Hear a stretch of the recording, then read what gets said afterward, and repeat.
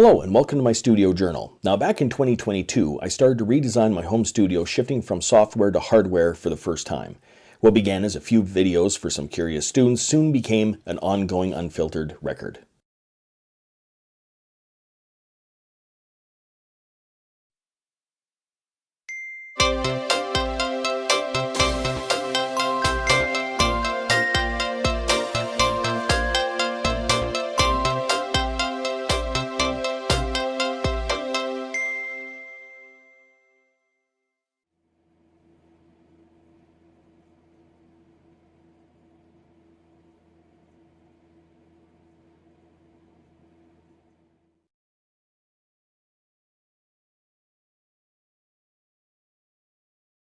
Alright, so this is day 5 of trying to put the studio back together. We'll see how far we get today. There's just a few things I wanted to mention. Just to recap, right here, these clips. You get them in packages of 50. That's these clips right here. You just simply push them in, open them up, your cords go in there, and they clip shut again. You can tell by the fact that I peeled off the bottom of my desk. Pretty strong adhesive. They're a pretty strong clip. I would certainly use these again. In fact, I'm probably going to order some more. Depending on how many I use on this run, I'm going to probably reroute some of the stuff underneath the desk and give each cable line its own unique run. The other thing I was going to say that I mentioned already were these labels. They come in sheets of, I don't know how many are on a particular page. I got 2 left on this one. But they just simply peel off. You wrap that around the cord, and this folds over and you write down what the cord goes to. And I've now everything labeled at the USB hub. I have all the power supplies labeled at each end of the power supply. I would go to the USB hub and I would have all these USB connections in there. I had a problem with this camera, for instance, and so what did I do? I unplugged the USB. Well, okay, that was the hard drive, so I plugged it back in. Then the next one was the keyboard and mouse. Okay, plug that back in, and you'd have to go through, and what a waste of time. Everything's labeled now. I know exactly which USB belongs to what, and I have, for instance, the camera labeled at the USB hub and up there at the camera. So that's all fine. There was a ground loop issue with this particular monitor, and so I used these things. I have a bunch more of these boxes, which I'm going to be using throughout this install here. What this is a ground loop eliminator. And this one in particular is made by a company called Pile, and it's a PHE300 mini 2-channel hum destroyer.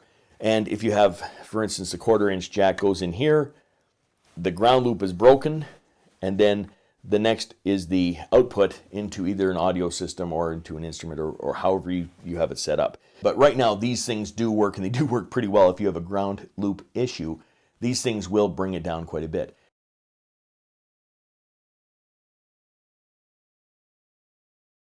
One thing is that you always think you're done in your studio. That tends to be not the case for the majority of people. What happens is, just like myself, you reorganize. You shuffle things about again and again and again, almost on a yearly basis, or for some people even more than that. For instance, I thought I was going to have to get a whole bunch of USB cables for the synth wall over here. Well, it turns out that I had so many USB cables plugged into this wall that weren't being used for anything. When I went to clear it out, I was like, well, here's another one. I found USB hubs and everything else that weren't being used that got lost in the shuffle. When you unplug something to test something out, and then you forget to hook it back up again, and there it sits doing nothing.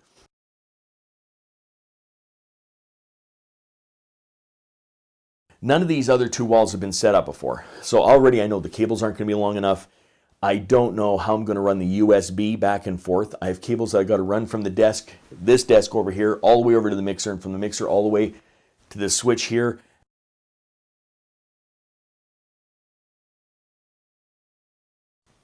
So this is the production desk we're going to be working on.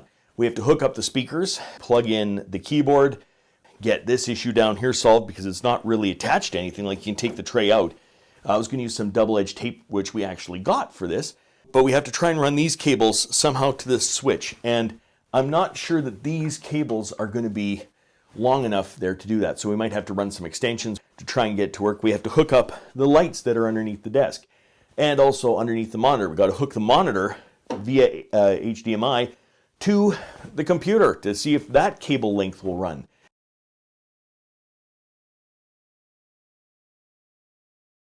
I got a really big power bar, so we're going to have to run that to the desk. Some people hook them up to the wall like this, which is a good idea. I don't have enough room under here. I would have to do it under the desk.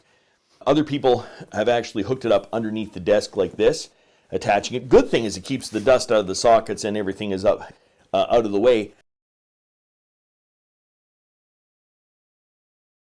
When you wire things in fairly permanently, make sure that you leave yourself enough slack or a way to get enough slack in the cord that you can actually move things out of the way and take a look at them.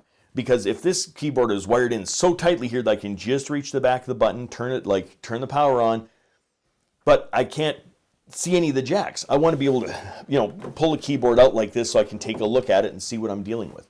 So maybe try and leave yourself enough room to do that. I mentioned before, I don't think I have enough cable to go from here to the monitor switch. However, I have an unbalanced cable that is about 12 feet long. And that will reach, I think, no problem at all. You're really not supposed to run long lengths of unbalanced cables around your room because unbalanced cables tend to pick up all sorts of noise and chatter while they go around. So it creates a noisy signal.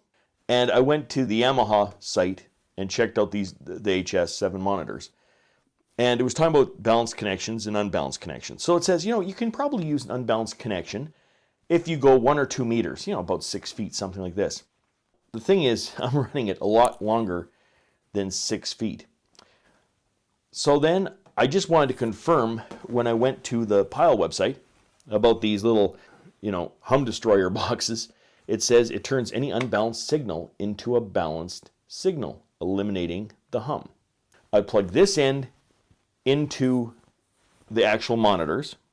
When it gets by the monitor switch, I would plug the input in like that, and then I would take these balanced cables and I would put those in that end and then into the monitor switch. So technically, if it was to turn this cable from an unbalanced cable into a balanced cable, and then I'm running balanced cables out of this into the switch, I'm wondering what would happen. If it's true that I end up with no noise, then it really doesn't matter whether I use balanced cables coming from this or not, or don't use balanced cables coming from that, as long as there's not additional noise entering into the system. If there's a noticeable noise difference, then I'll go out and get balanced cables and hook them up the right way.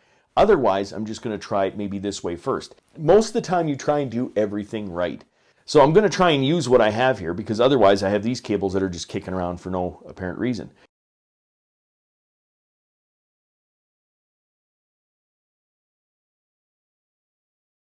If you'd like to follow the full journey, check out my online studio journal linked in the description. Until next time, I'm just a music teacher having fun. Catch you on the next one.